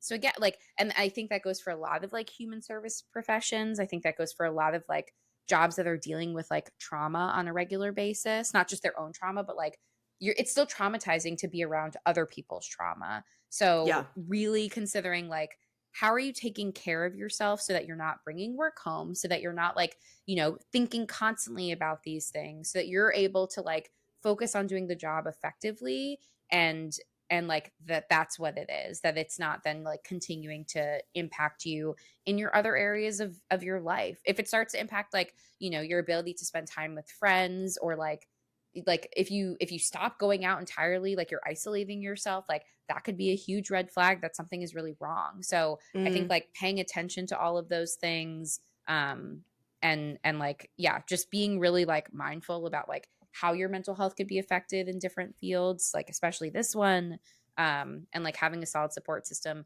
perhaps therapy, you know, just putting it out there. We love therapy here. We're a fan. Yes. We're very pro therapy, but yeah, very pro like, therapy.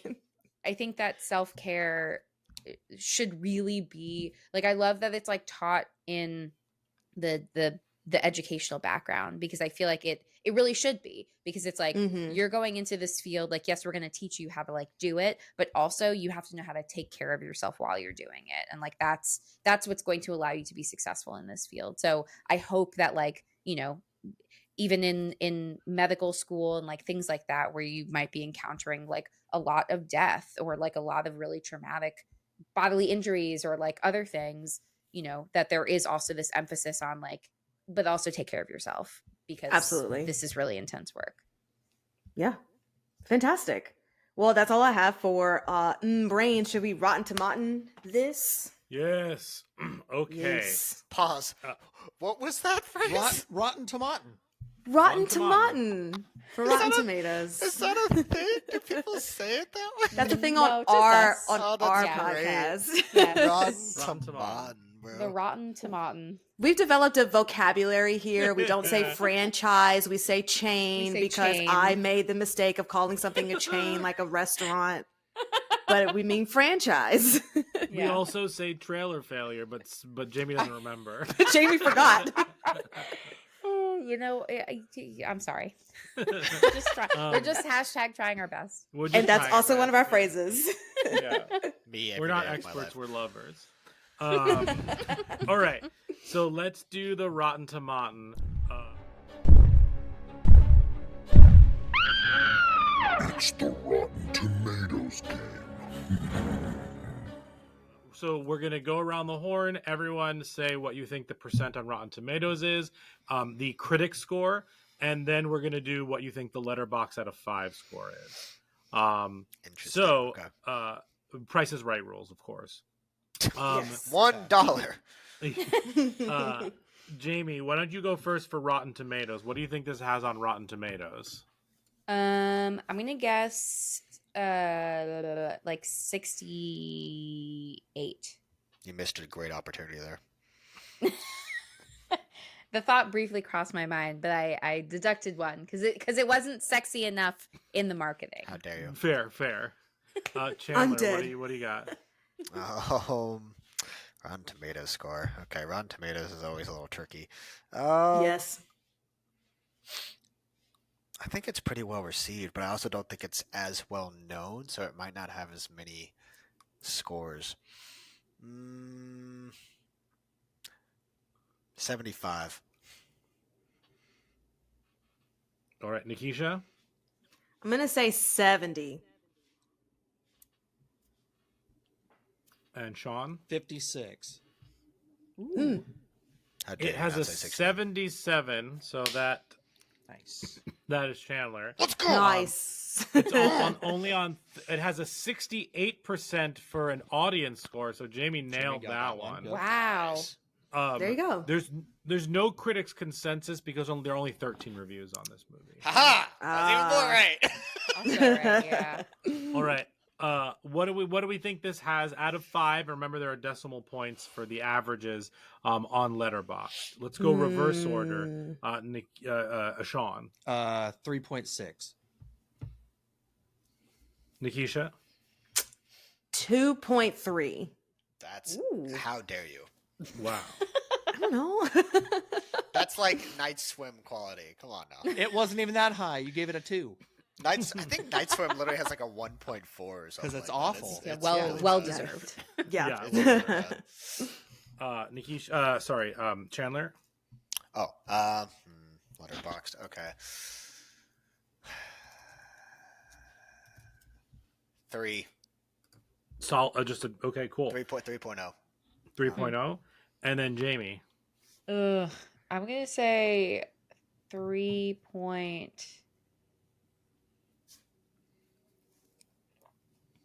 2. All right. On Letterboxd, this has a 3.2. Dang. Oh, All good the job, money. Jamie. All I the was money. deciding 3, 2, 3, 3, and I went lower, especially based on the audience score of Rotten Tomatoes. I feel like Mm. Letterboxd and Rotten Tomatoes though vary pretty heavily a lot. Yeah. Letter- I definitely don't trust Rotten Tomatoes No. as much because I feel like a lot of the critics are just being paid to write really great. True. That's why things, my so- score was low. Most of the Leprechaun franchise has a 0. Sure. And those movies are fun as hell. They're not good, but they're fun. I just watched fun. it Oh, for yeah. St. Patty's Day. Love it, as you should. And if we were curious, the Night Swim has a 1.8. Yeah. Too high. Too high. Drop it. Let's go. Give it a 2.3. How dare you? Sorry. Should we do the 4 S's? Yeah. Yes. Skull, scare, shakes, and suggestions. The talking horrors 4 S's. Yes. So the 4 S's are skulls, scares, shakes, and suggestions. We rate them 1 through 10.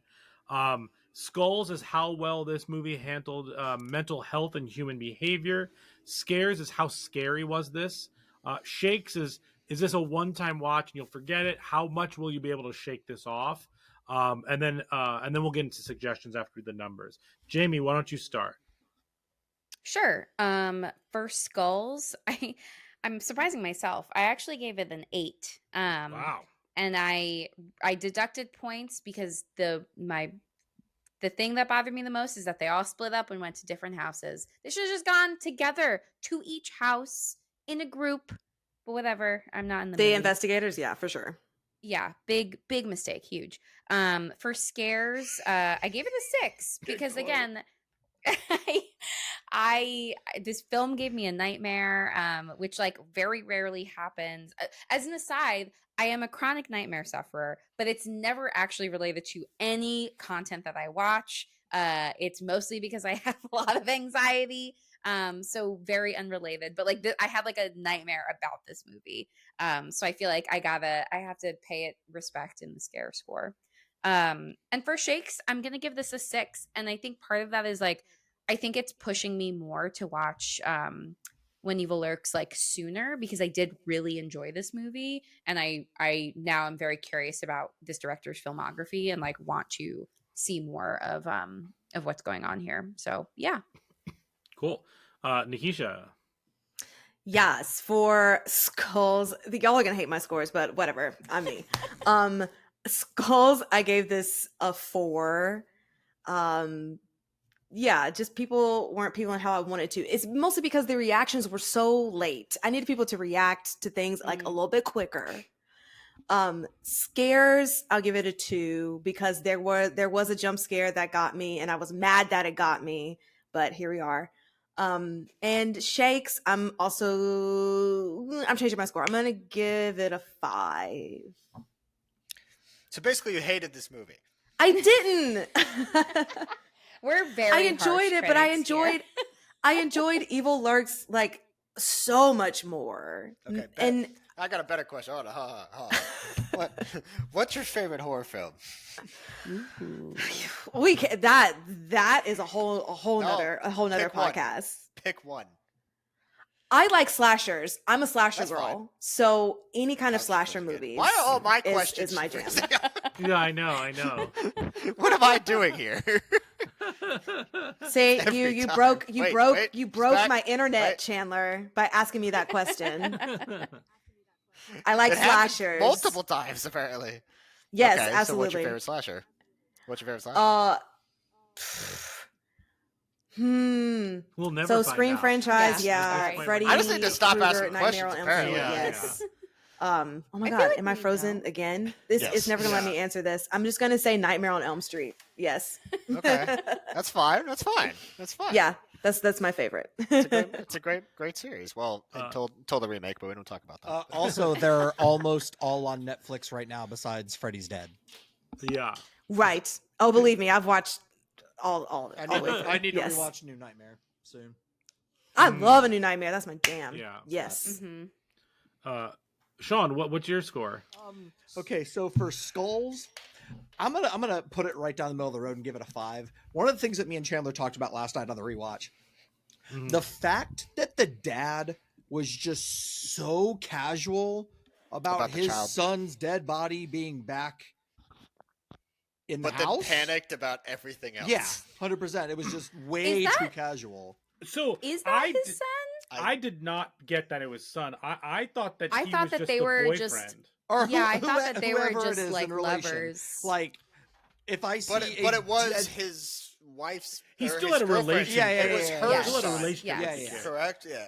Yeah, so well, his son actually, by proxy for sure. Yeah, But that it's- was one of my gripes. Something I didn't mention earlier is I thought that every character was clearly drawn, but I was unclear about who every character was to everybody Yeah. else. I get Yeah. that. And Like that's a they- good example of Like that. they all sort of knew each other somehow, but you didn't really know how. Yeah. So that's a 5 for you. Yeah, it's a 5. Scary, kind of subjective as horror is. To me, I think the scares are done really well because they're not your typical jump scare. So I'll give it a 6.5. Sure. Shakes, I definitely think so. I mean, me and Chandler have been thinking about that shower scene since the movie came out. Yeah. We talk about it on the regular, and it's not something you're gonna forget. Just like, that's like forgetting about Ghost Ship's opening. The rest of the movie's awful, Sure. but you can't forget seeing that opening for the first time, Totally. whether or not you watch that movie ever again. I hate the fact that movie sucks so much Yep. dick. Yeah, It's so bad, but the opening's it's so good. so iconic. Yep. So for Shakes, yeah, I'll give it a 7.5 for Shakes. Cool. All right, Chandler. Okay, I gotta look up the photo of the criteria here so I don't fuck this up. Hold on. This is so much more in depth than what we do. We just talk about horror movies and make dick jokes. It's like 90% of our commentary. 100%. All right, let's see here. All right, so okay, Skulls. So depict mental health and human behavior. That's a weird one. I hate ranking that with a therapist in the room because I'm just gonna get shit on. I'll just cover my ears. La, la, la, la, la, la, la. Oh, so Your you're opinion's holding your the opinion. It's headphones okay. Closer so you can hear better. God. It's like, I didn't do anything. Wait, Fro, what did you give that? I gave it right down the middle. Give it a 5. I guess I'd probably give it the same. There's definitely some things that, like, human behavior wise, didn't make a lot of sense because, like, at the same time, in the moment, I don't really know how I'd react to half that shit going on. I'd probably say I would do this, might do the opposite. Sure. Who really knows? So maybe like 4, 5-ish in that realm. Let's see what else. Scares. How scary is it? I feel like that's really hard to ask someone who's desensitized to everything. Like, I feel like as horror fans, when you watch enough horror movies, nothing really scares you all that much. Except but Threads. Oh, dude, that movie's fucking too real. If you guys have never seen Threads, put that on your list next. Watch that. That movie's rough. Awful. I'd give it. I think I'd give it like a 6 point. Can I give points? Like point? Yeah. I gave mine a 6.5. Oh, you did? Okay. We're gonna have like the same thing, and I didn't even realize that. Okay. I'd probably say 6.5 as well, just because when I first watched this movie, it legitimately.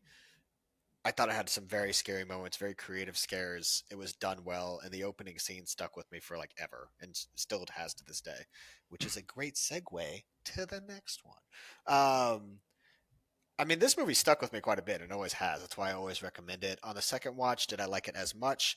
Not necessarily. I definitely think it has its faults, but I still think it's really good. And it, like I said, the opening is arguably, I'd say it's like my favorite opening, if not one of my favorite openings in horror. The naked man is terrifying on his own and will forever be burned into the back of my head. What else? Just the kid's face in the cereal. Sure. I don't know. Just the spilled milk, just scares me.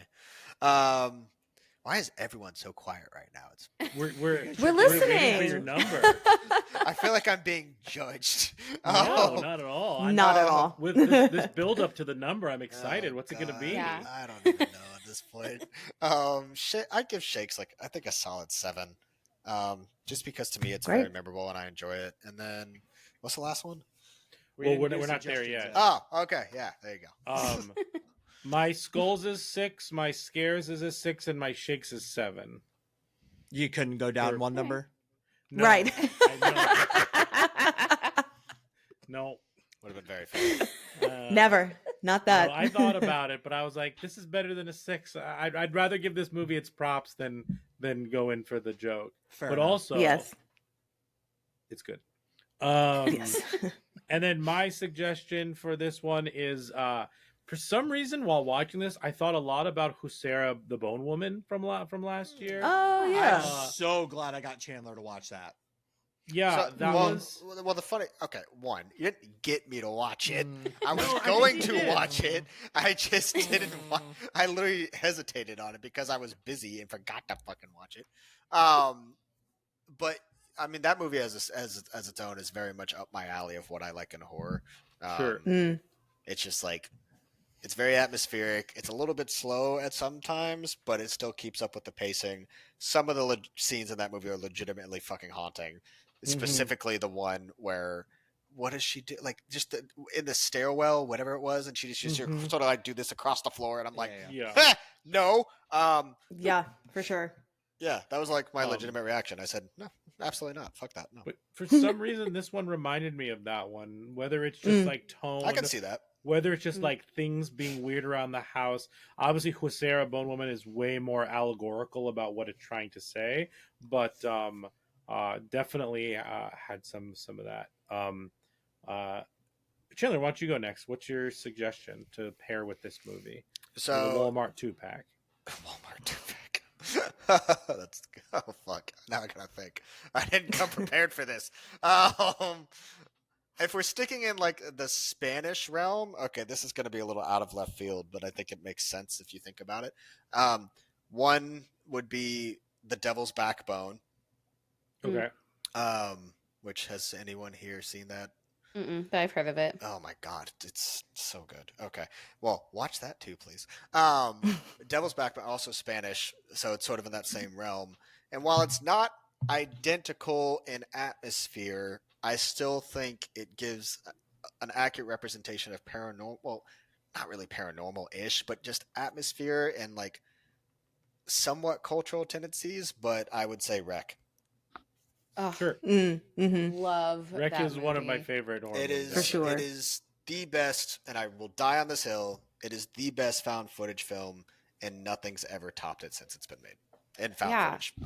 And honestly, when Sean was talking earlier about the culturally specific thing, the difference between Wreck being incredible and Quarantine being Garbage? terrible, absolute garbage. Even though it's a mostly shot-for-shot remake of the same thing, but because they shift a lot of the things that won't The land cultural for like elements. English-speaking American audiences, fundamentally ruins it Well, as a remake. that's the thing so with that was the most- first thing I thought of. Yeah. Most American remakes do that, though. They take almost everything cultural out of the movie and they remove it Yeah. and make it this sort of carbon copy, almost like a blank slate copy of what their original and what was trying to intend to be. Like Goodnight Mommy did not need an American remake. It was great on its own as a German film.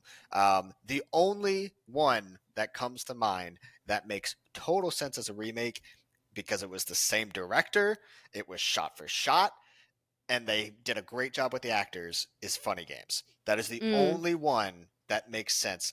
We're not going to talk about Ring and The Grudge. Those are very different films. But I love the American version of The Ring and The Grudge, and I think they did a great job of that. But like Funny Games is one of the only ones that's like makes total sense. But other ones like Old Boy, you took out so many cultural elements from that film when you did an American remake, and it made no sense. What's another really shitty American remake? Martyrs. Oh, Sure. yeah. You tried to touch arguably one of the most disturbing and best French extremist films of all time, and you fucked it up. Like, it's Yeah, yeah. definitely won't be watching. I mean, Martyrs in itself was enough.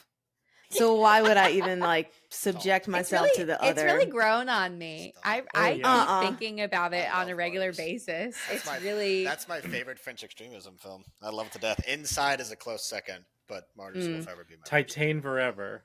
Titan Man, too. what a Viva wild Titan! time. I Julia love Ducournau I love all fucking day. cars. That's my favorite hobby. Sean, what's your suggestion? There's definitely elements of Pet Cemetery in there. In a way, somewhat like His House too. If you guys saw His House, His Yes, House is we one of did. my Love His top House. 10 Mhm. all-time horror movies. Is because it that really? Wow. that was I think very His House is- culturally accurate as well. Yeah.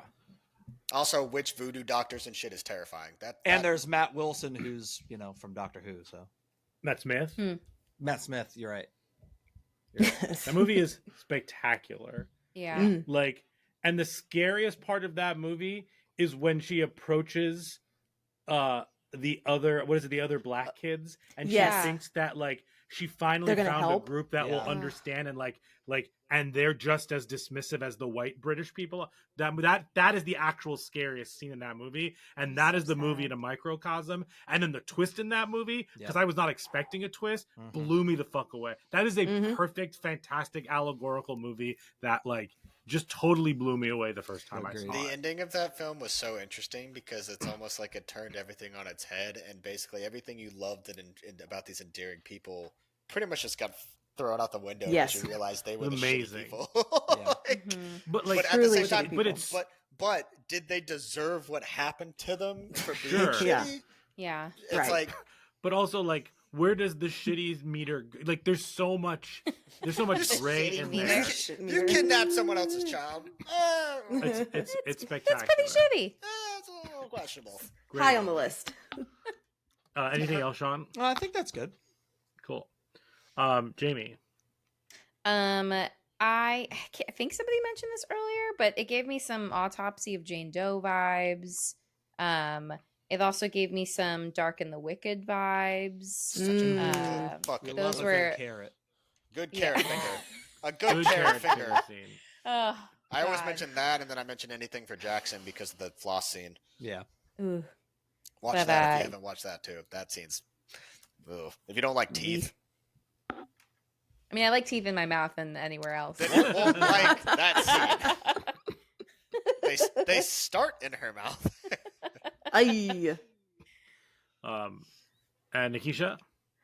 So watching this just reminded me of Exorcism of Emily Rose, because you think of that movie and you don't think it's going to be a courtroom drama kinda, and then in Sure. watching this one and then not thinking it was going to be more paranormal investigator vibe. So that's the connection I draw from that. That's very. I didn't even think about that. It's also got Yeah. somewhat. Great point. If you guys have ever seen Session 9, it Yep. sort of Yeah. has Mm-mm. somewhat elements of that a little Sure. bit. I'm just trying to think of other sort of paranormal investigator movies that aren't your standard. Right. Looks like not like The Conjuring or whatever, but Yeah. Right. Yeah, Right. nothing in that realm, but Mhm. even Grave Yeah. Encounters or anything in that realm, even though that's a Sure. little more. Mhm. I think that Or like tends to- Ganjiam Haunted Asylum. which is literally Korean Grave Mm. Encounters. Yeah. yeah. Even though it's better, just Oh yeah. because it's Korean. Yeah, Anything but Koreans different do is tone. It's better. I think that the different tones of that at least set it apart for sure. Absolutely, for sure. An all-time great character is Houston in Close Encounters. But cool. I think that brings us to the end of our episode. Thank you guys so much for joining us and for introducing us to this movie. Absolutely. Thank you. We are now butts and seats people for this director. And again, all the description of where to find these two gentlemen, as well as Welcome to Creepy Camp, is in the description. Definitely take a listen, give them a follow. You can, of course, follow us at Talk Horror Pod. And we're on all social media, TikTok, Twitter, Instagram, all that fun stuff. You can find us on YouTube. Hi, YouTube. And then you can Okay. you can listen to us wherever you listen to podcasts. That is inclusive of things like YouTube, of course, Spotify, and Apple Podcasts. Rate and review us there. 5 stars, please. And thank you. Thank you. But guys, thank you so much for joining us. I'm so happy we actually got to do this and found the time. Yes. I know lives are crazy, and I'm really happy that we came together specifically for this movie because this was a banger. Our guests on this podcast have really brought like the game to the table, like real bangers to the table. Yeah. So Yes. we appreciate you jumping on that train. I'm curious, what are some others that you guys have sort of discussed and everything? Martyrs. The Mist. Great one. The Mist. The one that you said is your favorite movie. Oh, I saw The Devil. I Interesting. saw Yeah. the Devil. Oh, yes. Mm-hmm. Carrie versus Jason. Which That's- one? What wait, number one is that? Friday Was the that 13th. 7? Part 7. Oh, that's Seven? right. The New Blood. Yeah. Oh, okay. Yeah. That makes sense. I'm not- Carrie versus. I'm like, what That's what the spin-off movie did I is. miss? I was like, did Yeah. I miss a spin-off Right. somewhere? That was a fun time. That was a fun time. What else was on that list that you guys sent us? I'm trying to remember. H2O, Eden Lake, Oh. Blackcoat's Daughter. I wanted to talk about Eden Lake, but me and Fro both decided that this one would make more sense. Eden Lake's a top 5 horror film for me, and Ooh. I could go on forever about it. So if you do want to do another episode, I will happily talk about that. Sure. movie. Yeah. That movie is bleak. You just don't want to watch it again. In a good way. Sounds Yes. absolutely perfect for me. It's a lovely 100%. time. Oh, you want to talk? Wait, if you like therapist-wise, you'll love that movie. No, I hate all the bleak movies that I'm forced to cover when our guests make Oh, me you'll love it. watch You'll them. love it. But I will find a You'll- way to You'll love absolutely it. love it. It's another movie Yeah. that also says "fuck them kids" very heavily. So, but you'll also be terrified of children too. It's like it's a whole mix because it's got Michael Yes. Fassbender in it when he was younger and before he was like a massive actor. And then what's homegirl's name from Yellowstone? Who plays Beth? Mary Riley. Her, yeah, she's in it too. Mm-hmm. And it's really weird seeing them in like a horror film because they're Sure. massive actors, obviously. But it's very interesting. Her Nice. name's Mary Riley, like the like what's her name? The Jack the Ripper victim. Black Dahlia? No, that's American, not Jack the Ripper. Sorry.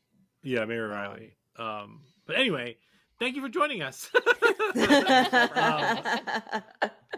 And anybody got a quote that they want to end the episode with from or no?